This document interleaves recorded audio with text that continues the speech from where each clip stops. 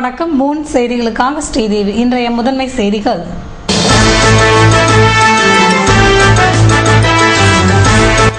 பணி நியமனத்தில் உருவாகியுள்ள தடைகளை நீக்க வலியுறுத்தல். BSNL கூட்டு நடவடிக்கை குழுவினர் 2 மணி நேரம் பணிகளை புறக்கணித்து போராட்டம்.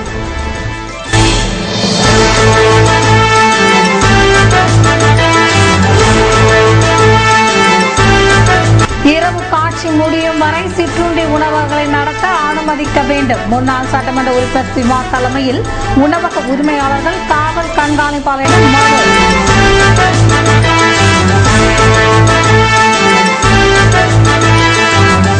சென்டாக் முறைகேடு மற்றும் சிறுமிகள் பாலியல் வழக்கு ஆகியவற்றை மத்திய புலனாய்வு விசாரணைக்கு மாற்ற கோரிக்கை. விடுதலை சிறுத்தைகள் கட்சியின் முற்போக்கு மாணவர் இனி விரிவான செய்திகள். பணி நியமனத்தில் உருவாக்கியுள்ள தடைகளை நீக்க கோரி BSNL கூட்டு நடவடிக்கை குழுவினர் 2 மணி நேர பணிகளை புறக்கணித்து போராட்டத்தில் ஈடுபட்டனர்.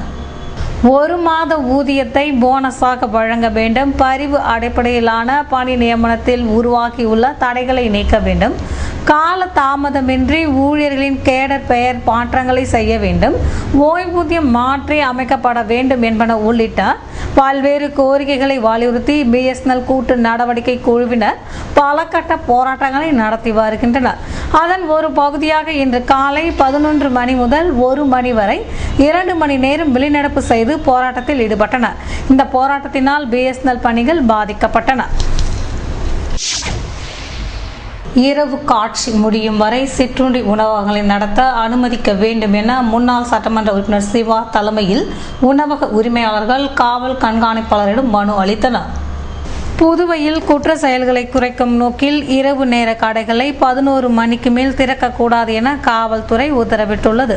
இதனால் அவர்களின் வாழ்வாதாரம் பாதிக்கப்படுகிறது. இதனால் பாதிக்கப்படும் உணவக உரிமையாளர்கள் மற்றும் ஊழியர்கள் முன்னாள் சட்டமன்ற உறுப்பினர் சிவா தலைமையில் இன்று காவல் கண்காணிப்பாளர் ரவிக்குமாரை சந்தித்து மனு அளித்தனர். அம்மனுவில் அவர்கள் பொருளாதாரத்தில் பின்தங்கிய நிலையில் உள்ள தங்களின் ஜீவாதாரத்தை காப்பாற்றிக் கொள்ள இரவு நேர சிற்றுண்டி உணவகங்களை நடத்தி வருகிறோம். இரவு 9 மணிக்கு மேல்தான் சிற்றுண்டி உணவகங்களில் வியாபாரமே ஆரம்பிக்கிறது. இந்நிலையில் இரவு 12 மணிக்கு மேல் உணவகங்களை திறக்கக்கூடாது என்ற காவல்துறையின் உத்தரவு தங்களை பாதிப்புக்கு உள்ளாக்குகிறது. எனவே இரவு காட்சி முடியும் வரை சிற்றுண்டி உணவகங்களை நடத்த அனுமதிக்க வேண்டும் என கோரியுள்ளனர். சென்டாக் முறைகேடு மற்றும் சிறுமிகள் பாலியல் வழக்கு ஆகியவற்றை மத்திய புலனாய்வு விசாரணைக்கு மாற்ற கோரி விடுதலை சிறுத்தைகள் கட்சியினர் முற்போக்கு மாணவர் கழகத்தினர் கண்டன ஆர்ப்பாட்டம் நடத்தினர். புதுவையில் சென்டாக் சான்றிதழ் முறைகேட்டில் இடைத்தரகர்களுக்கும் சென்டாக் நடத்தும் அதிகாரிகளுக்கும் தொடர்பிருக்க அதிக வாய்ப்புள்ளது. இந்த ஆண்டில் மட்டும் முறைகேடுகள் நடந்திருக்காது. இதற்கு முந்தைய ஆண்டிலும் இந்த முறைகேடுகள் நடந்திருக்க வாய்ப்புள்ளது. எனவே சென்டாக் மூலம் அனுமதி வழங்கிய துவங்கிய ஆண்டு முதல் முறைகேடுகளை விசாரிக்க வேண்டும் மற்றும் பள்ளி மாணவிகளை பாலியல் தொழிலில் ஈடுபடுத்தியவர்கள் அதற்கு பின்னணியாக இருந்தவர்களை கண்டறிந்து இரு வழக்குகளிலும் மக்களுக்கு ஏற்பட்டுள்ள அச்சங்களை அரசு போக்க வேண்டும். ஆனால் இந்த வழக்குகளை புதுவை காவல்துறையினர் நடத்தினால் உண்மைகள் மறைக்கப்படுவதற்கு வாய்ப்புள்ளது. எனவே மத்திய புலனாய்வு துறைக்கு இரு வழக்குகளையும் மாற்ற நடவடிக்கை எடுக்க கோரி விடுதலை சிறுத்தைகள் கட்சியின் முற்போக்கு மாணவர் கழகத்தினர் நேற்று மாலை அண்ணா சாலை நேரு வீதி சந்திப்பில் கண்டன ஆர்ப்பாட்டம் நடத்தினர். செழியன் தலைமை தாங்கிய ஆர்ப்பாட்டத்தில் பாவாணன், பொதினி வளவன், அமுதவன், இளவரசன் மற்றும் பலர் கலந்து கொண்டு கண்டன உரையாற்றினர். முதியோர் தினத்தை முன்னிட்டு நாளை மூத்த குடிமக்கள் சார்பில் நடைபயணம் மேற்கொள்ளப்பட உள்ளது. ஒவ்வொரு ஆண்டும் செப்டம்பர் 1ஆம் தேதி சர்வதேச முதியோர் தினம் கொண்டாடப்படுகிறது. இந்த ஆண்டு புதுவையில் ஹெல்பேஜ் இந்தியா, புதுவை அரசின் முதியோர் பராமரிப்பு சங்கம் மற்றும் புதுவை மூத்த குடிமக்கள் நலவாழ்வு சங்கம் இணைந்து நடைபயணம் மேற்கொள்ள திட்டமிட்டுள்ளது.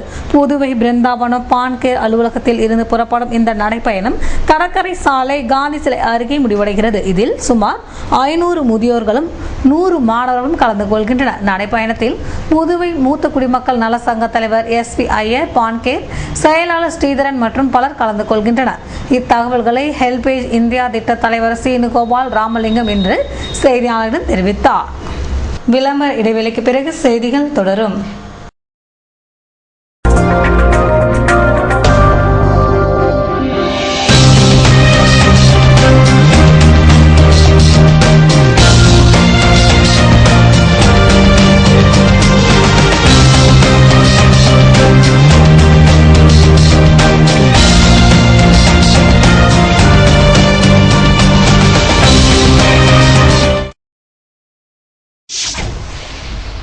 மாணவர்கள் ஆங்கிலத்தில் எளிதாக உரையாடும் விதத்தில் அமைக்கப்பட்டுள்ள குறுந்தகட்டினை முதலமைச்சர் ரங்கசாமி வெளியிட்டார். புதுவை அசிமுத் நிறுவனம் அனைத்து மாணவர்களும் குறிப்பாக அரசு பள்ளி மாணவர்கள் ஆங்கிலத்தில் உரையாற்றும் விதமாக குறுந்தகட்டினை வடிவமைத்துள்ளது. தொடக்க நிலை, இடைநிலை, உயர்நிலை என 3 நிலைகளில் உருவாக்கப்பட்டுள்ள இந்த குறுந்தகடு வெளியீட்டு விழா புதுவையில் இன்று நடைபெற்றது. இவ்விழாவில் முதலமைச்சர் ரங்கசாமி கலந்து கொண்டு குறுந்தகட்டினை வெளியிட்டார். அமைச்சர்கள் பன்னீர்செல்வம், தியாகராஜன், நிறுவன மேலாளர் டெரி லேகர், ஆனந்த் உள்பட பலர் விழாவில் கலந்து கொண்டனர். தமிழக முன்னாள் முதலமைச்சர் ஜெயலலிதாவை விடுவிக்க கோரி புதுவை அதிமுகவினர் உண்ணாவிரத போராட்டம் மேற்கொண்டனர். வருமானத்திற்கு அதிகமான சொத்து குவிப்பு வழக்கில் தமிழக முன்னாள் முதலமைச்சர் ஜெயலலிதாவிற்கு சிறை தண்டனை மற்றும் அபராதம் விதித்து கர்நாடக அரசு பரபரப்பு தீர்ப்பளித்தது. தீர்ப்பிற்கு காரணமான கர்நாடக அரசை கண்டித்தும் ஜெயலலிதாவை விடுதலை செய்ய கோரியும் புதுவை மாநில அதிமுக எம்ஜிஆர் இளைஞரணி சார்பில் வாணிமில் அருகே உண்ணாவிரத போராட்டம் நடைபெற்றது. சட்டமன்ற உறுப்பினர் பாஸ்கர் தலைமை தாங்கிய உண்ணாவிரத போராட்டத்தினை கட்சியின் துணைத் தலைவர் அன்பழகன் துவக்கி வைத்தார். இப்போராட்டத்தில் அதிமுக சட்டமன்ற உறுப்பினர்கள் புருஷோத்தமன், பெரியசாமி, ஜெயலலிதா பேரவை துணைத் தலைவர் ஆதி ராமசாமி மற்றும் பலர் கலந்து கொண்டனர். ஜெயலலிதாவை விடுதலை செய்ய கோரி மீனவர்கள் சார்பில் உண்ணாவிரத போராட்டம் நடத்தப்பட்டது. தமிழக முன்னாள் முதலமைச்சர் ஜெயலலிதாவை விடுதலை செய்ய கோரி இன்று தமிழகத்தின் பல பகுதிகளில் கடைகள் அடைக்கப்பட்டிருந்தன. கோட்டக்குப்பம் உள்ளிட்ட பகுதிகளிலும் பெரும்பாலான கடைகள் திறக்கப்படவில்லை. ஜெயலலிதாவை விடுதலை செய்ய கோரி அப்பகுதி மீனவர்கள் கோட்டக்குப்பம் காவல் நிலையம் அருகே இன்று உண்ணாவிரத போராட்டம் மேற்கொண்டனர். வானூர் ஒன்றிய செயலாளர் பக்தவச்சலம் தலைமையில் தந்திராயன் குப்பம், நடுக்குப்பம், சோதனை குப்பம் பகுதி மீனவர்கள் 1000க்கும் மேற்பட்டோர் இந்த உண்ணாவிரத போராட்டத்தில் கலந்து கொண்டனர். இதேபோல் பொம்மையார் பாளையம் மீனவர் பகுதி மக்கள் 200க்கும் மேற்பட்டோர் பேருந்து நிலையம் அருகே உண்ணாவிரதம் மேற்கொண்டனர். பிள்ளைசாவடி பகுதி மீனவர் பஞ்சாயத்து சார்பில் அப்பகுதி மீனவர்களும் இன்று உண்ணாவிரத போராட்டத்தில் ஈடுபட்டனர். இப்போராட்டத்தையொட்டி மீனவர்கள் யாரும் இன்று மீன்பிடிக்க கடலுக்கு செல்லவில்லை. மானவேலி திருவேணி நகரில் புதிய மின்மாற்றியை சட்டமன்ற உறுப்பினர் நமச்சிவாயம் இயக்கி வைத்தார். புதுவை வில்லியனூர் மானவேலி பகுதியில் உள்ள திருவேணி நகரில் அடிக்கடி மின்தடை ஏற்பட்டு வந்தது. இது குறித்து அப்பகுதி மக்கள் தொகுதி சட்டமன்ற உறுப்பினர் நமச்சிவாயத்திடம் முறையிட்டனர். அவர் மின்துறை அதிகாரியுடன் பேசி உரிய நடவடிக்கை எடுத்தார். அதன் அடிப்படையில் 6,50,000 மதிப்புள்ள மின்மாற்றி நேற்று அப்பகுதியில் அமைக்கப்பட்டது. இதனை சட்டமன்ற உறுப்பினர் நமச்சிவாயம் இயக்கி வைத்தார். அப்போது பொறியாளர்கள் பத்ரிநாதன், விட்டல்நாதன் மற்றும் ஊர் பொதுமக்கள் உடனிருந்தனர். பல்வேறு துறைகளில் சாதனை படைத்தவர்களுக்கு பாண்டிச்சேரி மிட்டவுன் சார்பில் அரசு கொறடா நேரு விருதுகளை வழங்கினார். Junior sambar international Pondicherry midtown சார்பில் ஜேசி வார விழா கொண்டாடப்பட்டு வருகிறது. அதன் ஒரு பகுதியாக பல்வேறு துறைகளில் சாதனை படைத்தவர்களுக்கு விருதுகள் வழங்கும் விழா புதுவை தமிழ் சங்கத்தில் நடைபெற்றது. அரசு கொறடா நேரு விழாவிற்கு தலைமை தாங்கி தேர்ந்தெடுக்கப்பட்டவருக்கு விருதுகளை வழங்கி பாராட்டினார். விழாவில் மாவட்ட ஆட்சியர் சுந்தர வடிவேலு, ஜேசிஐ நிர்வாகிகள் கணேஷ், விமலன், புகழரசு, பாரி, முத்துக்குமார் மற்றும் பலர் கலந்து கொண்டனர்.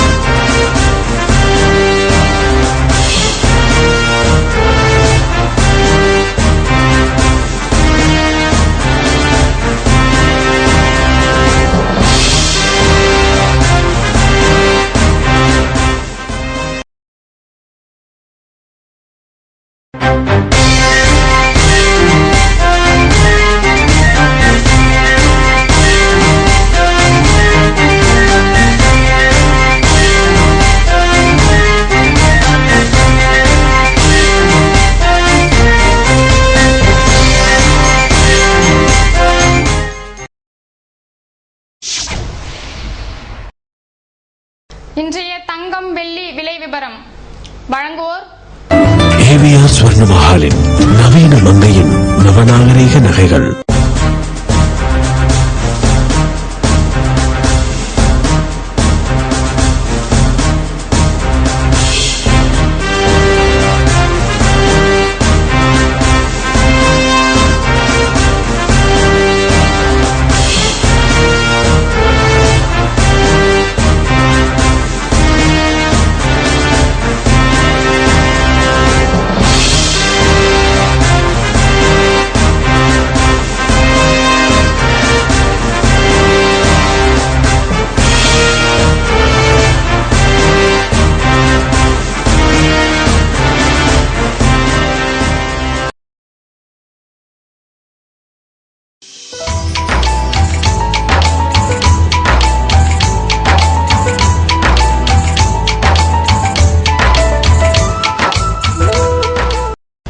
புதுவையில் இன்றைய வெப்பநிலை அதிகபட்சமாக 30 டிகிரி செல்சியஸாக பதிவானது.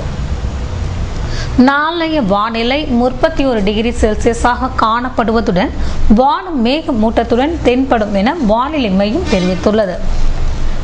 புதுவை கடற்கரையிலிருந்து சுமார் 50 கிலோமீட்டர் தூரம் வரை இன்று 3 அடியாக காணப்பட்ட கடல் அலை உயரம் நாளை 2 அடியாக காணப்படும் என்றும் தென்மேற்கு திசையிலிருந்து 21 கிலோமீட்டர் வேகத்தில் காற்று வீசும் என்று சென்னை வானிலை மையம் தெரிவித்துள்ளது.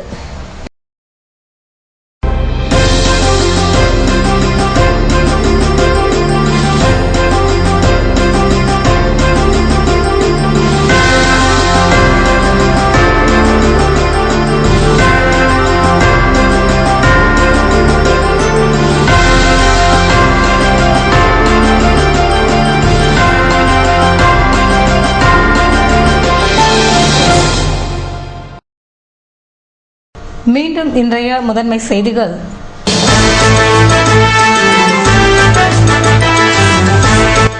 பணி நியமனத்தில் உருவாகியுள்ள தடைகளை நீக்க வலியுறுத்தல். BSNL கூட்டு நடவடிக்கை குழுவினர் 2 மணி நேரம் பணிகளை புறக்கணித்து போராட்டம்.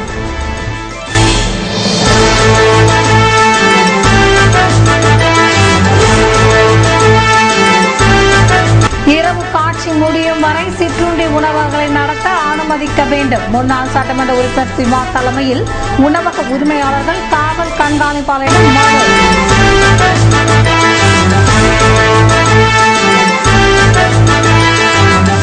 சென்டாக் முறைகேடு மற்றும் சிறுமிகள் பாலியல் வழக்கு ஆகியவற்றை மத்திய புலனாய்வு விசாரணைக்கு மாற்ற கோரிக்கை.